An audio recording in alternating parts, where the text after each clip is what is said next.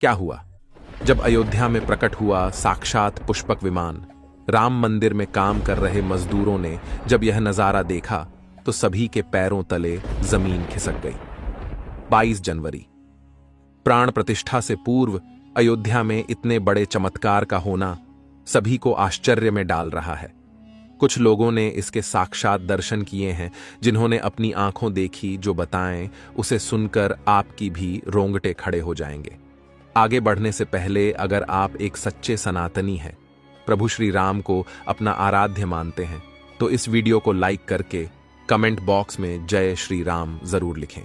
दोस्तों, 22 जनवरी 2024 को रामलला अयोध्या के नए भव्य मंदिर में विराजमान होंगे। इस शुभ कार्यक्रम के लिए पूरे देश में निमंत्रण बांटा जा रहा है। शहर से लेकर गांव तक, घर घर अक्षत वितरण में बच्चों से लेकर बड़े तक सहयोग कर रहे हैं। यहां तक कि महिलाएं भी घर घर जाकर अक्षत और श्री राम की अयोध्या की फोटो वितरण कर रही हैं।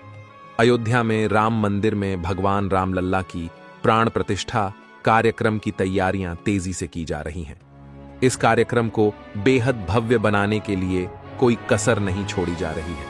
इस बीच राम मंदिर निर्माण का कार्य भी तेजी से किया जा रहा है। मंदिर निर्माण में जो लक्ष्य लिया गया था, उसमें लगभग 80% कार्य हो चुका है। 70 खंभों पर मूर्तिकारी का काम चल रहा है। पिछले दिनों त्योहार की वजह से ये धीमा पड़ गया था, लेकिन अब वो भी तेज गति से पूरा हो जाएगा। निर्माण कार्य जल्द से जल्द पूरा करने के लिए सभी मजदूर रात दिन मेहनत कर रहे हैं। लेकिन 10 जनवरी की रात कुछ ऐसा चमत्कार हुआ जिसे देखकर सभी मजदूरों के होश उड़ गए। जब रात्रि के समय सब मजदूर अपना काम निपटाकर तंबू में सो रहे थे, उसी समय अचानक से उन्हें वहां कुछ हलचल महसूस हुई।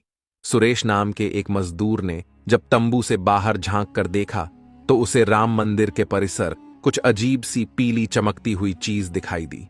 उसने अपने साथियों को जगाना चाहा, लेकिन कोई भी उसके साथ नहीं आया।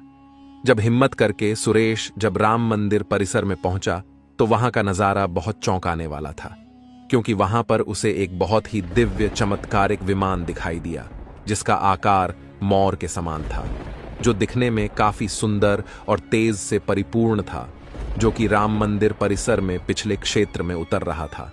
लेकिन उस विमान को नियंत्रित कौन कर रहा था, यह समझ नहीं आ रहा था, क्योंकि उस विमान में इतना तेज था कि सामान्य आंखों से नहीं देखा जा सकता था। लेकिन समझ में कुछ ऐसा आ रहा था मानो स्वयं साक्षात भगवान राम पुष्पक विमान के माध्यम से अयोध्या में उतर रहे हों।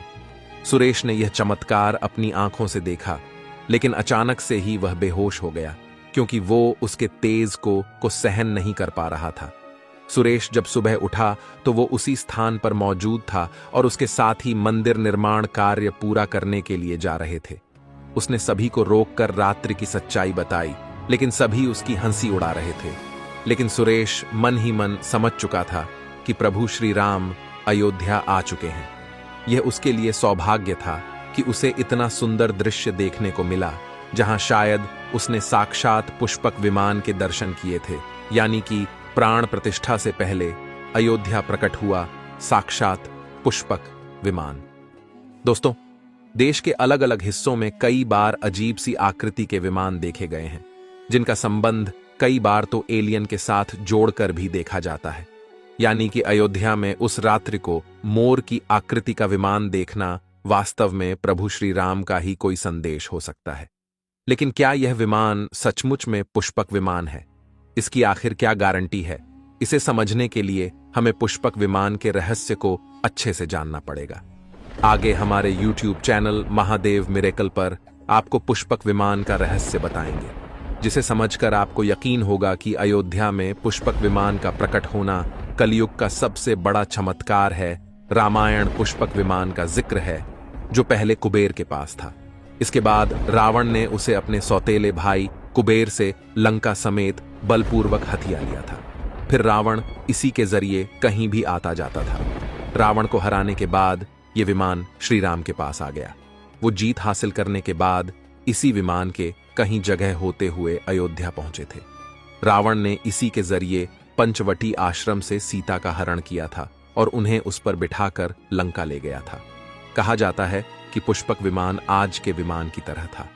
पुष्पक विमान के जरिए रावण हवाई मार्ग से सफर किया करता।